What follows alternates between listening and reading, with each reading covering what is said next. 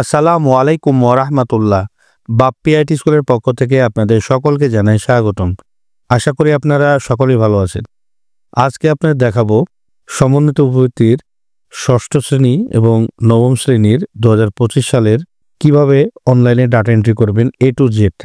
আজকের ভিডিও দেখলে ইনশাল্লাহ আপনারা 2025 সালের ষষ্ঠ শ্রেণী এবং নবম শ্রেণীর ডাটা এন্ট্রি সহজ নিয়মে করতে পারবেন। তো চলুন কথা না বেরিয়ে চলে যাই মূল ভিডিওতে। আমার চ্যানেলটি যারা নতুন দেখছেন তারা অবশ্যই চ্যানেলটি সাবস্ক্রাইব করে রাখবেন এবং পাশে থাকা বেল আইকনটি অল ক্লিক করে তথ্য প্রযুক্তির প্রথম নজরের সাথে থাকবেন। আর যারা ইতিপূর্বে সাবস্ক্রাইব করেছেন তাদেরকে অসংখ্য ধন্যবাদ। তো চলুন কথা না বেরিয়ে চলে যাই মূল ভিডিওতে।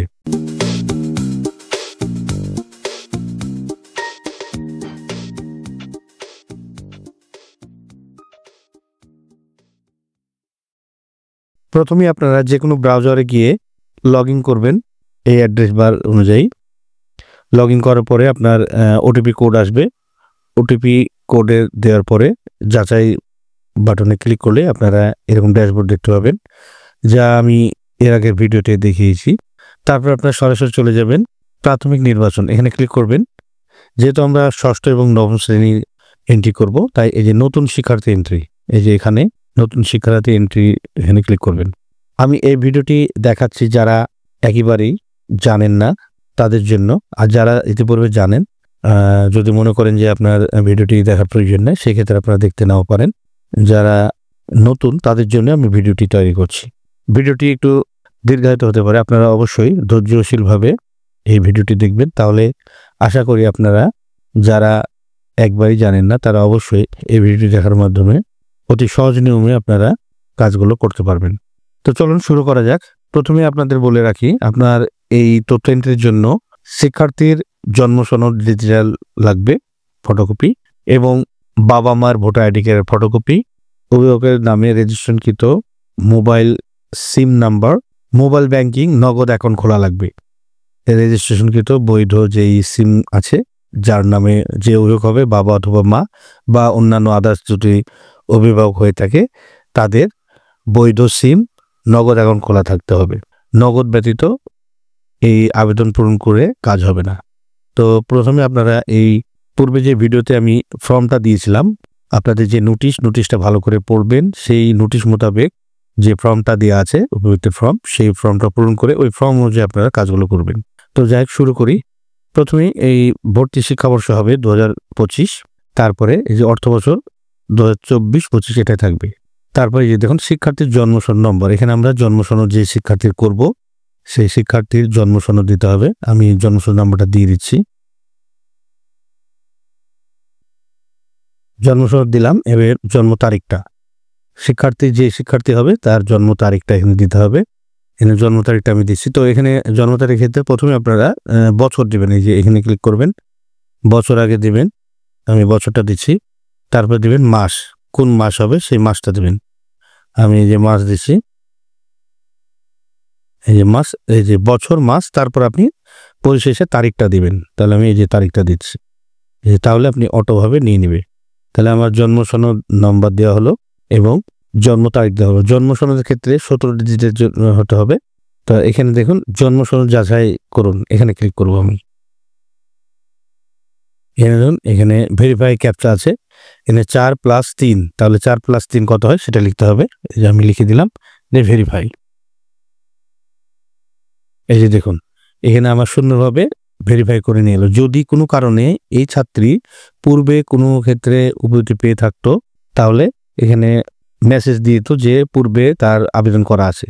তো যেহেতু এখানে প্রথম 6-এ সে কোনো জায়গায় আবেদন করে নাই, সেক্ষেত্রে কোনো সমস্যা না হয়ে তার অটোভাবে নাম চলে এলো। তো আরেকটি কথা বলে রাখি, এখানে যদি জন্ম সনদ ডিজিটাল দেন তাহলে ইংরেজি বাংলা দুটোই অটোভাবে চলে আসবে। আর যদি বাংলা লেখা আগের যেটা আছে সেক্ষেত্রে আপনারা বাংলা লেখা পাবেন, কিন্তু ইংরেজিটা আপনার লিখে দিতে হবে। তো এর দেখুন ইংরেজি অল্প লেখা আছে, মানে সম্পূর্ণটা নাই। সেক্ষেত্রে আমি এখানে ইংরেজি লিখে দিব। ইংরেজি নামটা আমি লিখে দিলাম। যদি ডিজিটাল হতো, বাংলা ইংরেজি করা থাকতো, তাহলে এই নামটা অটোভাবে চলে আসতো। তো যাই হোক, তারপরে দেখুন এই যে পিতার এনআইডি, এখানে পিতার এনআইডি নাম্বারটা আমি এখন বসাবো। এনআইডি নাম্বারটা আমি বসালাম এবং পিতার জন্ম তারিখ ক্ষেত্রে ওই যে একই নিয়ম দেখালাম। প্রথমে হবে বছর, তো আমি প্রথমে বছরে চলে যাচ্ছি, তারপরে চলে যাব হলো মাস, তারপরে তারিখ। এই যে তারিখ দিয়ে দিলাম, এই যে অটোভাবে নিয়ে এলো। এই যে এখানে জাতীয় পরিচয় যাচাই, আমি এখানে ক্লিক করলাম। আবারও ভেরিফাই, এখানে 1+1 তাহলে মানে 1 = 2, 2 দিয়ে এই যে ভেরিফাই করলাম। এই সিস্টেমটা ছিল না, এবারই প্রথম চালু করেছে। এই যে প্রদত্ত এনআইডি তথ্য সঠিক, আপনি অনুলিপি করতে চান, তখন আমি করব ওকে। এই যে ওকে বাটন ক্লিক করলাম। তাহলে অটোমেটিকভাবে অনুলিপি করতে হলে মানে কপি যদি করেন তাহলে অটোমেটিকভাবে বাংলা ইংরেজি চলে আসবে। এই যে দেখুন তার বাংলা এবার ইংরেজি চলে এসছে। তো আমি পাইরেসির কারণে কিছু ব্লার করে ঢেকে রেখে কাজগুলো করতেছি, কারণ এটা সরাসরি যদি দিই তাহলে আমি কপিরাইট ক্লেম খাবো। আপনারা জানেন যে ইউটিউবের কিছু নিয়ম আছে, এই জন্য কিছু কিছু জিনিস আমাকে ঢেকে কাজ করতে হচ্ছে। আপনারা যখন দেখতে পাবেন, এই ড্যাশবোর্ড দেখবেন, তখনই বুঝতে পারবেন যে নিয়মগুলো কি অতি সহজ। আর যারা ইতিপূর্বে জানেন তারা অবশ্যই পারবেন। মাতার এনআইডি, তো মাতার এনআইডি আমি এখন বসাবো। মাতার এনআইডি বসানোর পরে মাতার জন্ম তারিখ, এই যে প্রথমে আমি বছর বসাবো। প্রথমে আমি বছর বসালাম, তারপরে হচ্ছে মাস, এই যে মাস বসালাম, তারপরে দিন, এই যে বসালাম। এই দুটো সঠিক বসানোর পরে এই যে জাতীয় পরিচয় যাচাই করুন, এখানে ক্লিক করব। তারপরে ওই আগের মতোই এখানে ক্যাপচা আসবে 1+4 তাহলে হচ্ছে 5।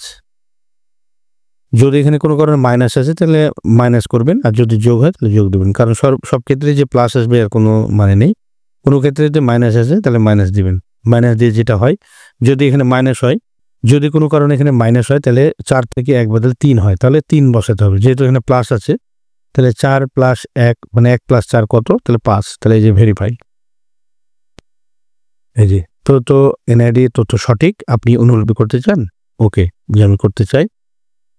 তাহলে কি হলো, তার মায়ের বাংলা এবং ইংরেজি নাম অটোমেটিক চলে এলো। শিক্ষার্থীর জেন্ডার, এখানে 3টা অপশন আছে, পুরুষ, মহিলা ও তৃতীয় লিঙ্গ। তো যেটা হবে আপনারা সেটা দেবেন। পুরুষ যদি হয় তাহলে পুরুষ লিখবেন, মহিলা হলে মহিলা। তো যেহেতু আমি মহিলা হচ্ছে আমাদের আছে, মহিলা দিলাম। এবং জন্মস্থানটা আপনি দেখবেন, যেখানে জন্ম তারিখটা আছে তার হলো জন্ম নিবন্ধন অনুযায়ী যেখানে জন্মস্থান লেখা আছে সেটা আপনি দেবেন। তা আমি জন্মস্থান আমি দিয়ে দিচ্ছি, এই যে জন্মস্থান দিলাম। এবং শিক্ষার্থীর ধর্ম, শিক্ষার্থীর যে ধর্ম আছে সে ধর্ম দেবেন। যদি ইসলাম হয় ইসলাম দেবেন, হিন্দু হলে হিন্দু, খ্রিস্টান হলে খ্রিস্টান, বৌদ্ধ বা অন্যান্য। তো আমার যে শিক্ষার্থী সে ইসলাম, তাই আমি ইসলাম দিলাম। আপনাদের যে ধর্ম আছে সেই ধর্মটা লিখবেন। আর আরেকটা কথা বলে রাখি, এটা মাদ্রাসা বোর্ডেরও একই নিয়ম। আপনারা এই একই নিয়মে নবম শ্রেণী এবং ষষ্ঠ শ্রেণী করতে পারবেন। তারপরে দেখুন পেশা শিক্ষার্থী, এটা এইভাবে থাকবে। দেখুন এখানে কোনো কাজ করছে না, কোনো অপশন করা যাবে না। এর আগে এখানে অপশন ছিল, পেশার দেওয়ার একটা অপশন ছিল, কিন্তু এবার এটা শিক্ষার্থী করে দিয়েছে অটোভাবে। তো এই জন্য এই শিক্ষার্থীর পেশাটা আর লড়ার দরকার নেই, এটা যেভাবে আছে সেভাবে থাকবে।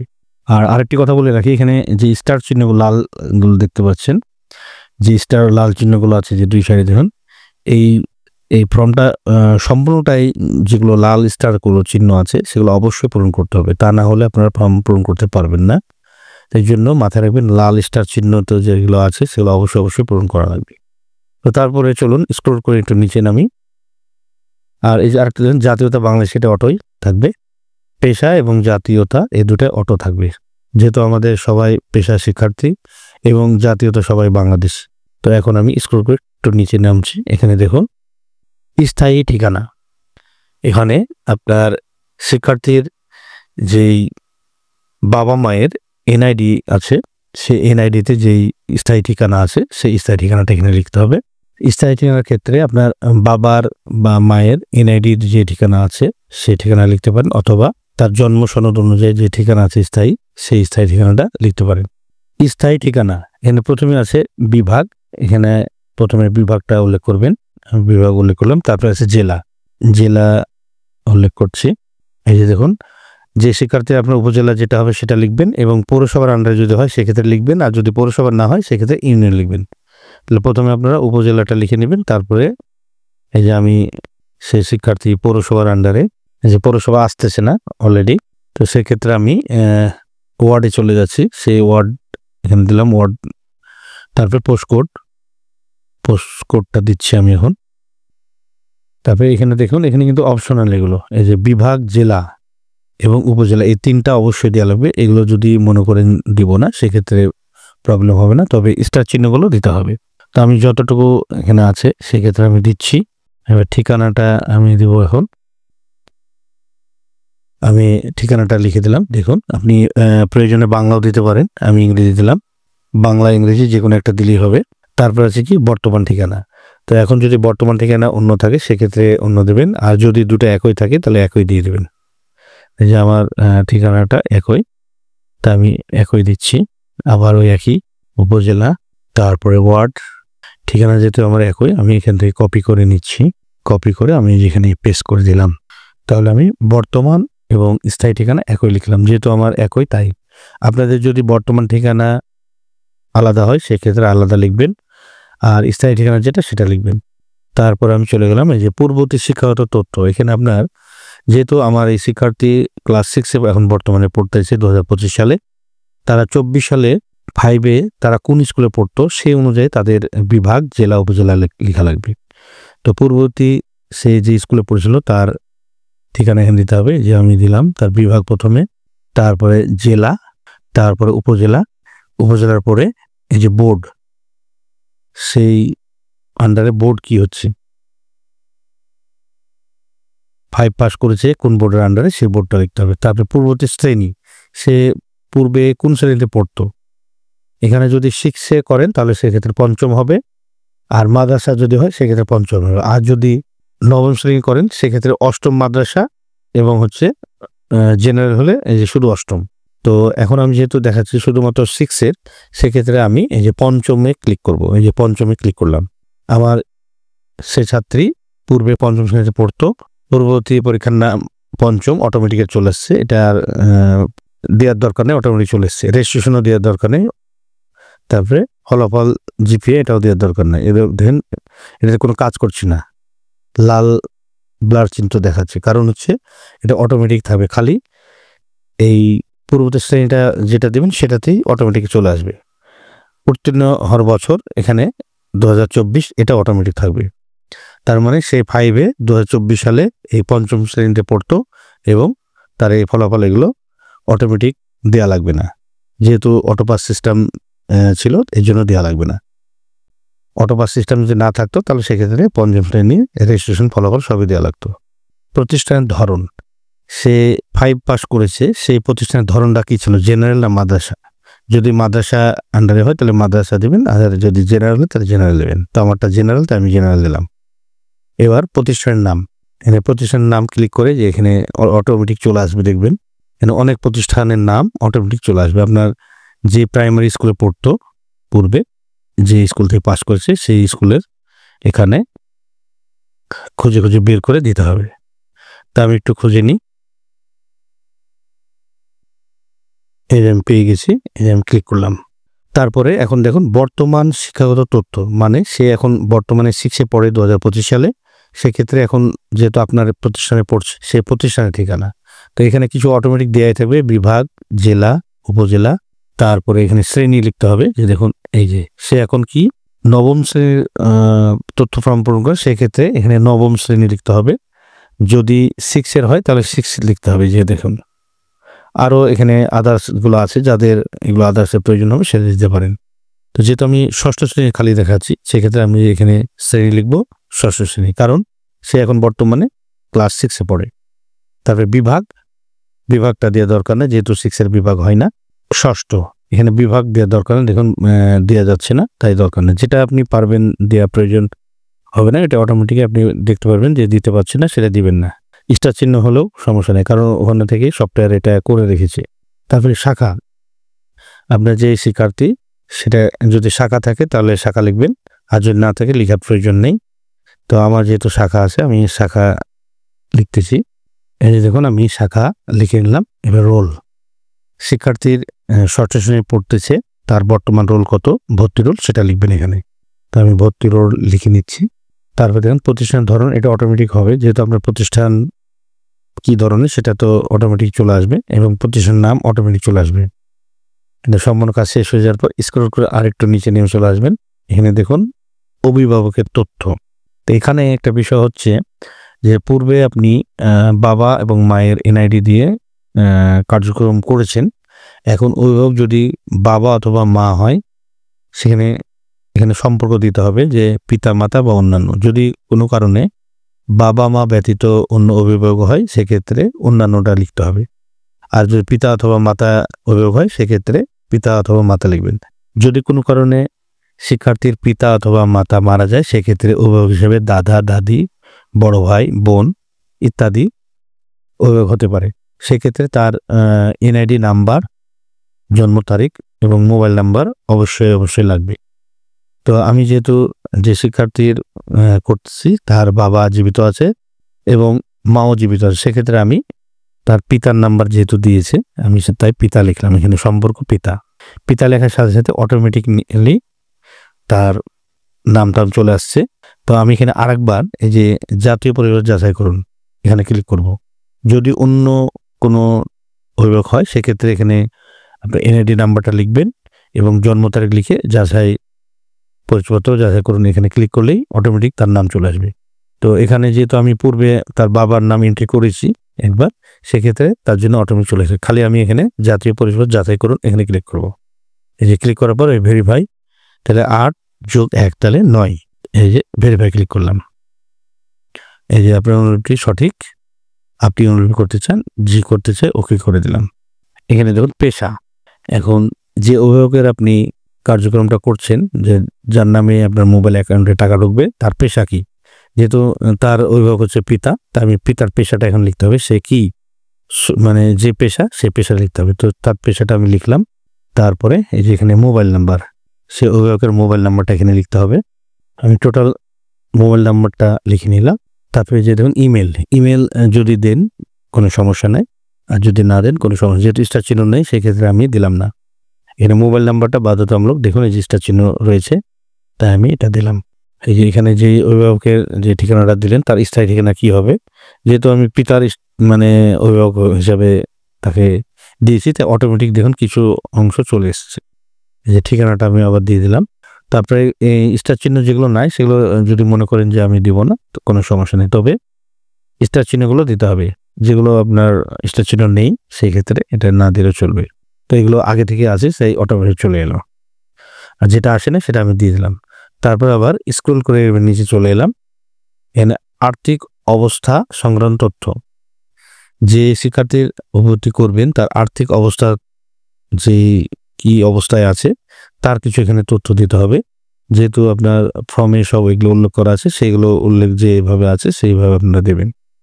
তবে যেহেতু এখানে ভর্তির ক্ষেত্রে যারা হতদরিদ্র এবং মেধাবী তারাই এই ভর্তির আওতায় পড়বে, এবং প্রতিবন্ধী যারা আছে তারা এইসব ভর্তির আন্ডারে পড়ে। তো যাই হোক, তো এখানে আর্থিক যে অবস্থা সংক্রান্ত তথ্য, সেই তথ্যগুলো এখন পূরণ করব। তো ভিডিওটি একটু লম্বা হয়ে যাচ্ছে, কারণ আসলে ভালোভাবে বোঝাতে গেলে ভিডিও একটু বড় হয়ে যাবে, স্বাভাবিক। তো আপনারা একটু ধৈর্য সহকারে দেখুন। আশা করি এই ভিডিওটা দেখলে পরবর্তীতে আর প্রবলেম হবে না। আর কে কোথা থেকে আমাকে দেখছেন অবশ্যই জানাবেন কমেন্টে। তো এখানে দেখুন কে আবেদনকারীর লেখাপড়ার খরচ বহন করে। এখানে বলছে কে আবেদনকারীর মা বাবা বা মা বাবা ব্যতীত অন্য অভিভাবক। তো যেহেতু তার বাবা জীবিত আছে, সেক্ষেত্রে এই যে বাবা আমি দিলাম। আপনার ক্ষেত্রে যদি মা থাকে সেক্ষেত্রে মা দেবেন, বা বাবা মা ব্যতীত অন্য কেউ থাকলে সেটা দেবেন। তারপরে আবেদনকারী কি বাংলাদেশের ক্ষুদ্র নৃগোষ্ঠীর পরিবারের সদস্য? যদি ক্ষুদ্র নৃগোষ্ঠী পরিবারের সদস্য হয়, তাহলে ক্ষুদ্র নৃগোষ্ঠীর পরিবার সেটাই উল্লেখ করবে। এখানে আছে দেখুন অনেকগুলো আছে, গারো, চাকমা, ত্রিপুরা ইত্যাদি আছে। তো যেহেতু আমার শিক্ষার্থী ক্ষুদ্র নৃগোষ্ঠী না, সেক্ষেত্রে আমি এই যে না দিলাম। যদি আপনাদের নৃগোষ্ঠী হয় সেক্ষেত্রে দিবেন। তারপরে আবেদনকারী কি মুক্তিযোদ্ধার প্রজন্ম? যদি তারা মুক্তিযোদ্ধা হয় সেক্ষেত্রে দিবেন হ্যাঁ, আর যদি না হয় তাহলে না দেবেন। এই যে না দিলাম, আমার মুক্তিযোদ্ধার প্রজন্ম না।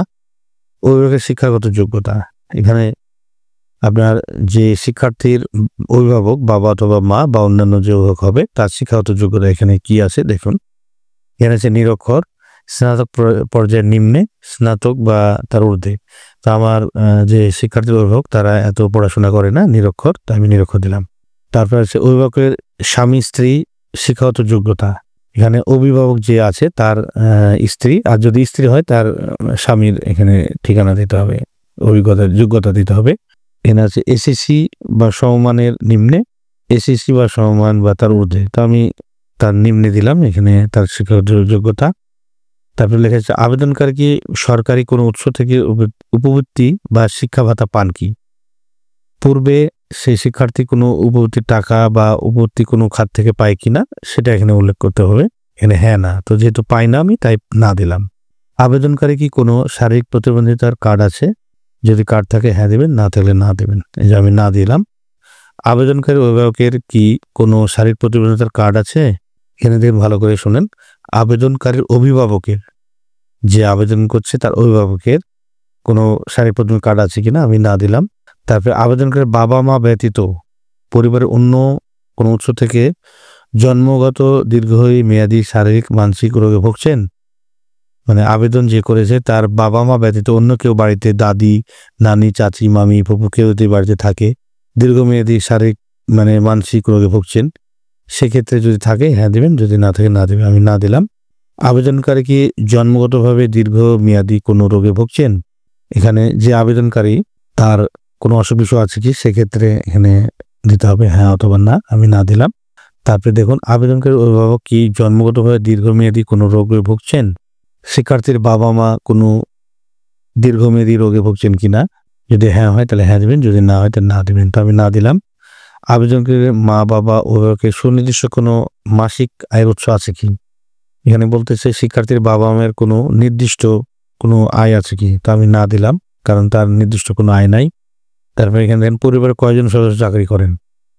তার পরিবারে যে শিক্ষার্থী আপনি ভর্তি করবেন বা করছেন, তার শিক্ষার্থী সে তার সদস্যের মধ্যে আরো অন্য কেউ কি চাকরি করে কিনা সেটা বোঝাচ্ছে। তো কেউ করে কিনা, একজন দুইজন, তো এখানে আমি দিলাম কেউ করে না, যেহেতু তার কোনো গার্জেন বা কোনো আত্মীয় স্বজন কেউ চাকরি করে না। এখানে বলতেছে আবেদনকারী অভিভাবক কোনো উৎস থেকে কি কোনো আয় করেন? আবেদনকারী অভিভাবক যে শিক্ষার্থী রয়েছে তার অভিভাবক কোনো উৎস থেকে কোনো আয় ইনকাম করে কিনা, তা আমি না দিলাম, যেহেতু খুবই গরিব পরিবারের সে শিক্ষার্থী। বাবা মা দুজনে, একজন জীবিত আছেন একজন জীবিত নেই। এখানে বলতেছে যে শিক্ষার্থীর বাবা মা দুজনেই জীবিত বা একজন জীবিত আছে একজন জীবিত নেই, সেক্ষেত্রে যদি দুজনেই জীবিত থাকে তাহলে এটা দিবেন, আর যদি একজন থাকে তাহলে একজন, আর কেউ জীবিত নেই তাহলে কেউ বাবা মা দুজনেই নাই, সেক্ষেত্রে নিচেরটা দিবেন। তো তার বাবা মা দুজনেই জীবিত আছে, সেক্ষেত্রে আমি দুজনেই জীবিত সেটা দিলাম। 18 বছর নিচে পরিবারের সদস্য সংখ্যা বলতেছে যে শিক্ষার্থী আবেদন করেছে তার 18 বছর নিচে কোনো ভাই বোন আছে কিনা, সেক্ষেত্রে বলতেছে 2 বা 2 এর নিচে 1 এর অধিক। তাহলে আপনি যেটা হবে সেটা দিবেন, তার কি দেওয়া আছে ফর্মে, সেই ফর্মটা দেখে যেটা থাকবে সেটা দিবেন। আমি দিলাম 2 এর অধিক। এখানে যে এই ফর্মগুলো আপনি যে এই ডাটাটা পূরণ করছেন, এটা খুব গুরুত্বপূর্ণ একটি বিষয় এবং এটা খুব মনোযোগ দিয়ে পূরণ করতে হবে, কারণ এটা যদি ভুলভ্রান্তি বা কোনো অন্য যদি অপশন দিয়ে ফেলেন সেক্ষেত্রে অভিভূতি নাও পেতে পারে। এর জন্য এটি সাবধানেভাবে স্টার চিহ্নগুলো অবশ্যই এগুলো পূরণ করতে হবে, এখানে ভালোভাবে পড়ে শুনে দেখে কাজ করতে হবে। আবেদনকারী কোন এলাকায় বাস করে, তো আপনি এখানে দেখুন পাহাড়ি এলাকা, হাওর, চর, বস্তি এলাকা, সমতল এলাকা। তো আপনার যে এলাকা হবে সেই এলাকায় দিবেন। যদি পাহাড়ি এলাকা হয় তাহলে দিবেন হাওড়ে, দেওয়া হয় চর, বস্তি। তা আমি দিলাম বস্তি এলাকা, যেহেতু সে খুব নিডি গরিব পরিবার, এই জন্য তাকে বস্তি এলাকা দিলাম। বাড়িতে কয়টি কক্ষ আছে, তার বাড়ি ঘর কয়টি কক্ষ আছে সেটা বলতেছে। এখানে আমি একটি দিলাম, সে অত্যন্ত গরিব, একটি ঘর নিয়ে থাকে, তাই আমি একটি দিলাম। বাড়িতে কি বিদ্যুৎ আছে কিনা, সেক্ষেত্রে আমি এই যে না দিলাম, সে গরিব মানুষ, বিদ্যুৎ নেই। বাড়িতে কোন ধরনের টয়লেট আছে, তার বাড়িতে যে বাথরুম রয়েছে টয়লেট, সেই টয়লেটটা কাঁচা না পাকা, তো আমি দিলাম কাঁচা, কারণ সে গরিব মানুষ, পাকা টয়লেট করতে পারে না, তাই আমি কাঁচা দিলাম। বাড়িতে কি কোনো টেলিভিশন আছে কি, তার বাড়িতে কোনো টেলিভিশন আছে কি, হ্যাঁ কি না, আমি না দিলাম, যেহেতু বিদ্যুৎই নাই, টেলিভিশন থাকা তো কথা থাকে না। তারপরে বাড়িতে কিসে রান্না হয়, তার বাড়িতে গ্যাস, বিদ্যুৎ, কাঠ, কাঠখুঁটো, গোবর খুঁটো, তো সে গরিব, গোবর খুঁটোতে রান্না হয়। বাড়ির মেঝে কি দিয়ে তৈরি, তার বাড়িতে যে মেঝেটা আছে সেটা মেঝে কি দিয়ে তৈরি, মাটি, মাচাং, সিমেন্ট, টাইল, অন্যান্য। তো আমি এখানে দিচ্ছি মাটি, যেহেতু সে গরিব ঘরের পরিবারের মানে সন্তান, সেক্ষেত্রে আমি তার মাটি দিলাম, যেহেতু মাটিতে তারা বসবাস করে, মাটি তার কাঁচা। বাড়ির কক্ষে দেওয়াল কি দিয়ে তৈরি, তার যে বাড়িতে থাকে সে দেওয়ালটা কি দিয়ে তৈরি, তা আমি এখানে ইট, কাঠ, টিন, বাঁশ, পাটকাঠি, মাটি দিয়ে আছে, এখানে কয়েকটা আছে, তো আপনার যে যেটা আছে সেটা দিবেন। তো আমি দিলাম মাটি, যেহেতু মাটির ঘরে তারা থাকে, অত্যন্ত গরিব, সেক্ষেত্রে আমি মাটি দিলাম। বাড়ির ছাদ কি দিয়ে তৈরি, যেই বাড়িতে থাকে সেই বাড়ির ওপরে টিন আছে না ছাদ আছে, সেটা এখানে লিখতে হবে। এখানে দেখুন ছন, গোলপাতা, টিন, মাটির টাইলস, কাঠ, আরসিসি, জিআইআই সিট। তো এখানে যেটা হবে সেটা দেবেন। তো যেহেতু সে গরিব, সেক্ষেত্রে আমি খড় দিলাম, বা টিন দিতে পারি, টিন দিলাম। এই যে টিন দিলাম, সে টিন তৈরি দিয়ে মাটির বাড়িতে থাকে, কোনো রকম গরিব মানুষ যেহেতু। অভিভাবকের মালিকানায় মোট জমির পরিমাণ, এই যে দেখুন সেই যে বাস করে তার জমির পরিমাণ কতটুকু, এখানে দেখুন ভূমিহীন, যদি ভূমিহীন হয় তাহলে ভূমিহীন দিবেন, যদি 10% নিচে হয় তাহলে নিচে দেবেন, আবার যদি 10% ওপর হয় তাহলে সেটা দেবেন। তো আমার যেই শিক্ষার্থী রয়েছে সে শিক্ষার্থীর 10% নিচে জমি কোনো রকম থাকে, আমি তাই 10% নিচে দিলাম। তারপর এখানে দেখুন আবেদনকারী অভিভাবকের কোনো কার্ড, কোন কার্ড আছে, তো এখানে আবেদনকারী অভিভাবকের বাবা মার বা দাদার কোনো কার্ড যদি থাকে, এখানে দেখুন বয়স্ক ভাতার কার্ড, বিধবা ভাতার কার্ড, স্বামী পরিত্যক্ত কার্ড, এখানে কার্ড যদি থাকে তাহলে টিক মারবেন, আর যদি না থাকে দরকার নেই। তারপর আপনি স্ক্রল করে নিচে চলে আসবেন। নিচে দেখুন এই আসল তথ্য দিতে হবে। এখানে যদি ভুল ভ্রান্তি হয় সেক্ষেত্রে আপনার টাকাটি সঠিকভাবে আপনার পৌঁছাবে না। তো এখানে কি আছে, পেমেন্ট ধরন, এখানে পেমেন্ট ধরন দেখুন, এখানে দেখুন agent banking, mobile banking, banking. তো যেহেতু আমাদের চিঠির আলোকে লেখা আছে মোবাইল ব্যাংকিংয়ে টাকা দিবে, সেক্ষেত্রে যে মোবাইল ব্যাংকিং আমি সিলেক্ট করলাম।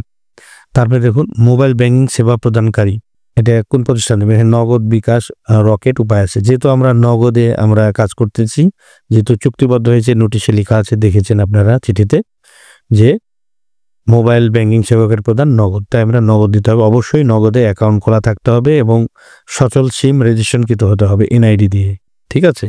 তারপরে কি আছে দেখেন হিসাবধারীর নাম, এখানে হিসাবধারীর নাম হবে যেই নাম আপনি, যাকে আপনি অভিযোগ করেছেন। এই যে এখানে দেখবেন, এই যে স্ক্রল করে উপরে চলে যান, এই যে দেখুন এই যে সম্পর্ক, এখানে পিতা দিয়েছেন, পিতা হচ্ছে অভিভাবক, সেক্ষেত্রে তার নাম, সেই নামটা অবশ্যই ইংরেজিতে এখানে দেওয়া থাকবে এনআইডি অনুযায়ী। এই এনআইডি অনুযায়ী এখানে আপনারা কপি করে নেবেন নামটা হুবহু। এখানে নাম ভুল হলে টাকা পেমেন্ট দিতে সমস্যা হয়, তা আপনি সরাসরি ইংরেজিটা অবশ্যই করবেন। ইংরেজিটা, এই যে ইংরেজি নামটা আপনি এখানে, যেহেতু আপনারা যখন নগদ অ্যাকাউন্ট খুলেছেন সবকিছু ইংরেজিতে লেখা থাকে, সেই কারণে আপনারা ইংরেজি নামটা এখানে কপি করে পেস্ট করে দেবেন। তাহলে আমি কি করলাম, ওখান থেকে কপি করে তার হিসাবের নামটা এখানে দিলাম। এখানে হিসাব নম্বর, এখানে হিসাব নম্বর কি দেব, হিসাব নম্বর দেব আমরা মোবাইল নাম্বার। এই যে চলে যাব আমরা, আবার স্ক্রল করে উপরে চলে যাব, এই যে দেখুন এই যে আমরা কিছুক্ষণ আগে তার সম্পর্ক দিয়েছি পিতা, যেহেতু অভিভাবক পিতা, তার এই যে মোবাইল নাম্বার, তার মোবাইল নাম্বারটা এই যে কপি করে নিলাম। তাহলে এখানে নাম আর এই যে মোবাইল নাম্বারটা কপি করে নিয়ে এই যে যেই নাম্বারে আমরা টাকা পাবে এখানে পেস্ট করে দিলাম, এই যে পেস্ট।